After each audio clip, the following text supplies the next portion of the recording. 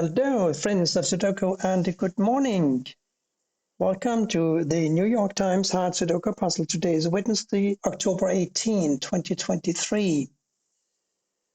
Before I forget it, I'm very happy to have gained a few new subscribers lately, and I thought it would be a good opportunity to kind of explain why I solve Sudokus the way that I do. Most of you will have noticed that using pencil marks is a very accepted and efficient way of figuring out where to put the numbers in a grid. And I agree, it is very efficient and it is often very quick. So you may ask, why don't I do that? Well, I like to challenge myself and my short-term memory. And I think that avoiding to use pencil marks as much as possible is a good way of doing both. So while I might be able to shave off a few minutes from a solve, it gives me a lot more satisfaction to be able to solve a Sudoku without using any additional assistance from the pencil marks. And as you will have noticed, the New York Times hard puzzles rarely require me to use pencil marks. There will be times when I use pencil marks, but I usually reserve those for other puzzles that are somewhat more challenging. That out of the way, let's see what we have today. First of all, I see a 3 and an 8 here, and I see a 3 and an 8 here. So it's clear that a 3 and an 8 must go in these two squares. It's also clear that this 9 blocks across and this 9 blocks across. So here is a 9. What else can we see? Well, we have a 2 blocking up here and a 2 blocking up here, and we have this 2 blocking across. So here's a 2. Now we have 2s here or here.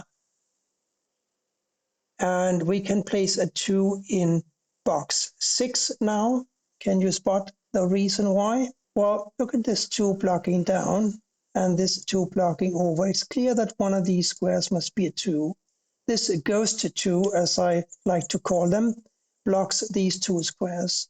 This 2 blocks these 3 squares. This 2 blocks these 3 squares. And a ghost 2 here blocks these 2 squares. So it turns out that the only available space for a 2 in this box is here. Now we can place an 8 up here in the top row because this 8 blocks across and this 8 blocks up. So here's an 8. That gives me an 8 either here or here. And since this 8 blocks here, we know now that one of these 2 squares must be an 8. Which one? I can't tell. I'm spotting a 3 in one of these 2 squares because of these 2. I'm also spotting this 3 blocking up, this 3 blocking over, giving me a 3 here because this 3 blocks here as well. So here's a 3. Now it is clear that these 2 squares must be a 1 and a 2. And why is this clear? Well, we have this 1 blocking up. We have a 1 blocking here and here. So one of these must be a 1. We have a 2 blocking across and across, so one of these must also be a 2.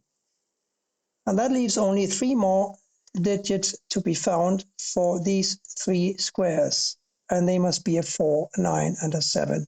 And this 9 blocks here, this 9 blocks here, so a 9 must go here. So 4 and a 7 now for these squares, and the 7 conveniently puts a 4 here and a 7 here. And so now where are we at? We need an 8 for one of these squares and also a 4 and a 6.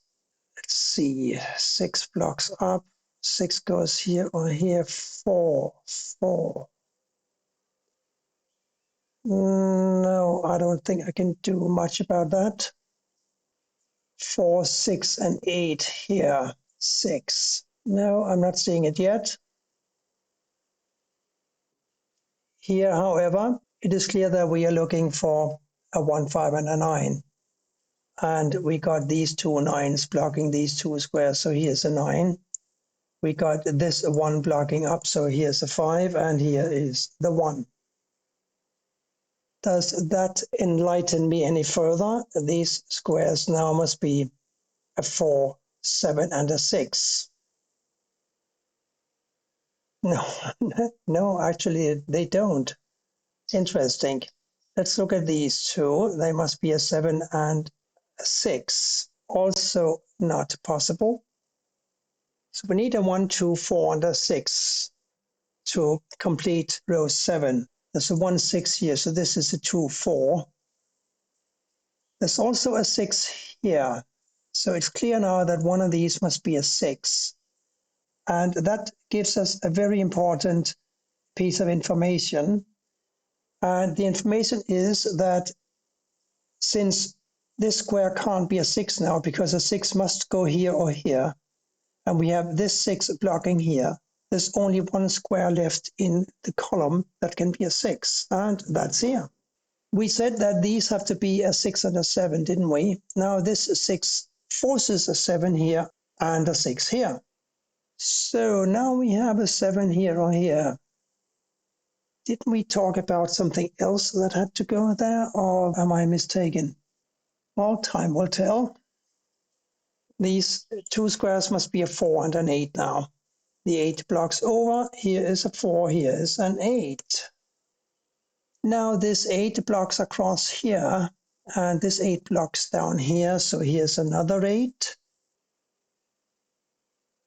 And we have 8s here or here, and here or here. Just something to bear in mind. I'm looking for something in the center row 5. I'm looking at, well, I'm actually staring at 5 empty squares. And I want to look at this square here. It cannot be a 1, but it could be a 2, not a 3, 4. It could be a 5, not a 6, 7, 8, or 9. And I'm very close to saying that the same is true for this square here. It cannot be a 1. It could be a 2, but not a 3, 4. It could be a 5, not a 6, 7, 8, or 9. So we got a 2 and a 5 here. And that kind of gives me a 5 here, doesn't it? Because if we have a ghost 5 blocking across here and this 5 blocking down here, then it follows that this must be a 5. And again, 5 blocking over, ghost 5 here blocking over gives me a 5 here. So 2, 5. We know one of these is a 7. What else is missing? A 3 must go here or here, and an 8. So 8 blocks over, 8 blocks down and up. 8 must go here, and therefore a 3 here. Now we're looking for a 1 for these two squares, or for one of them, and the 1, of course, blocks here, so here's a 1. And we might as well put a 1 here while we are at it, because this 1 blocks over, right?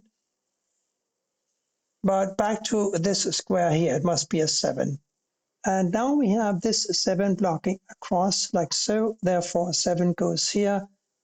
This 7 blocks down, giving me a 7 in the corner like so. Here now we're looking for a 6, 8, and a 9. There's an 8 and a 9 blocking here, giving me a 6.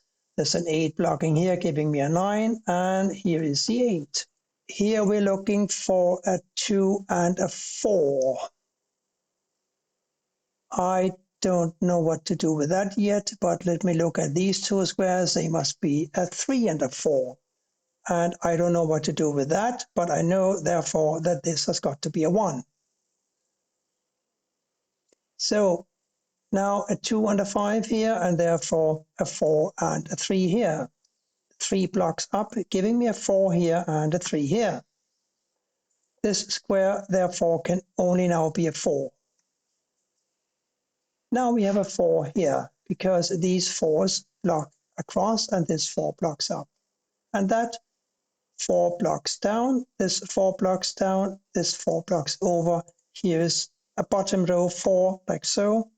Now we have a 4 here, because of these two 4s blocking across.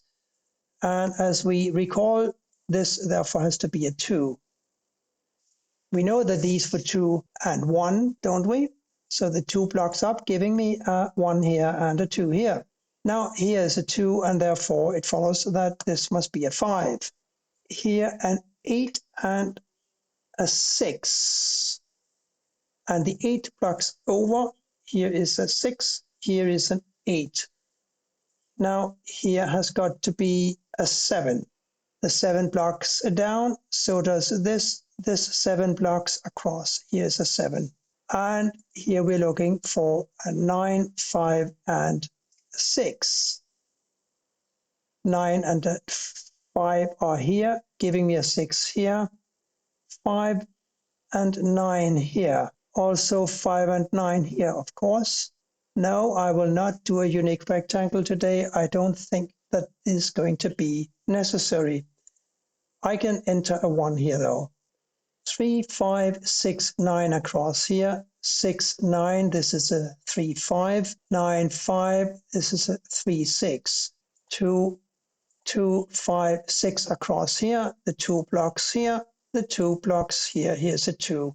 3 and 5 for these squares here. The 5 blocks over. Here's a 3. Here is a 5. Now we have a 5 here and we have a 4 here. This now can only be a 6, and this can only be a 3. 6 blocks down, here's a 6, and here is a 9, giving me a 9 here and a 5 here. And that's it for today. Thank you for watching, and bye for now.